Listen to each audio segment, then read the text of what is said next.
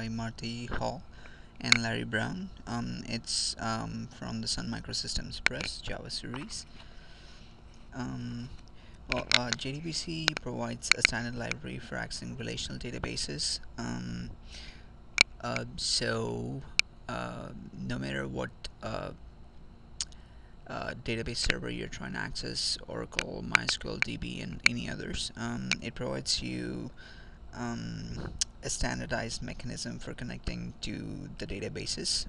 So the syntax for sending queries and counting transactions, and the data structure representing the result set are all standardized. So no matter if you're trying to access Oracle, MySQL, and DB, all of the above would be the same. However, the SQL syntax would vary from database server to server. So that is something you should take care of. So let's see how I can connect to a database server from a Java program. So say for example, if I'm trying to connect to Oracle from my Java program, this would be the first thing I would do in my program. I would say class.forName, a fully qualified name of a class, and this class here represents the driver class.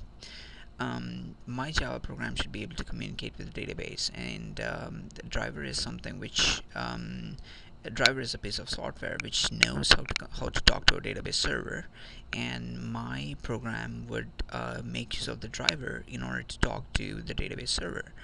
Um, so so the first thing I should be doing is to load the driver class into memory, which is what exactly what I'm doing, by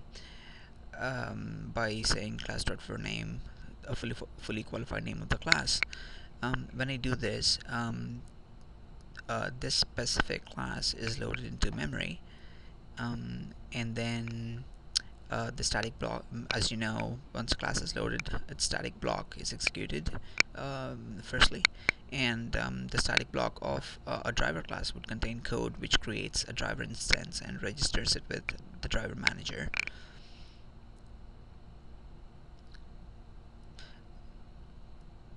So when you say class.forName, the fully qualified name of driver class, what exactly happens is the class path is searched for this specific class name. So say if Oracle vendor gives me Oracle driver class.jar, by the way, that's how a driver class is usually given in a jar file. And if I save this file in C my directory, I would add C my directory Oracle driver class.jar to the class path. So whenever this class is being loaded, it goes and looks into my class path to find where the org.apache.derby is, which is actually in this jar file. So I could have my own class loaded by using class.forName. So now that the driver has been loaded into memory, and its object has been registered with the driver manager, I could do driver manager.get connection, provide DB URL and username and password, so that I would establish a connection with the database server and return a connection object, which I could use within my Java program. Now, what you have noticed here is because I'm loading a class, this piece of code could throw an exception, which is called class not found exception, when you're trying to load a class which does not exist or which is not found in the class path for various reasons. So once you can get the connection object, you can use the connection object within the Java program to run queries on the database and get the result sets. So this is the most important or most widely used method on the connection object. You would create a statement, and using an instance of the statement class of the statement, you could run queries on the database. So let's talk about prepared statements.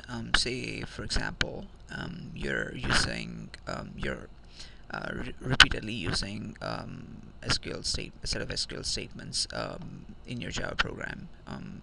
to be executed on the database server. So instead of using, so if you find that you're using an SQL statement repeatedly, what you could do is, in order to make it more efficient, you could make use of prepared statements. So what happens is, the first time you invoke um, um, so it's essentially an SQL statement with question marks used as placeholders for the values. So you could do prepared statement P is new prepared statement with a template filled with question marks for values. And you could set the values later on by using p.setInt if it's an integer, and you would do p.execute. Now if you're using the same state, so what happens is, the first time you send it, it would be compiled, and you would be holding a no, sorry, the database server would be holding a compiled version of this, so that the next time you send it, it doesn't have to parse it and spend some CPU cycles in parsing it, because it has already saved a compiled version of this. So say for example, if I'm invoking the same query for the second time, I would do with it, but with a different value, I would do a p.setInt 20, and I would say p.execute, and which would be sent to the database server. But database server doesn't parse this SQL statement again, because it has already saved it, saved the pre-compiled version of it, and it would be using the compiled version of it. Alright. So this is how the database URL is. It has got a protocol, and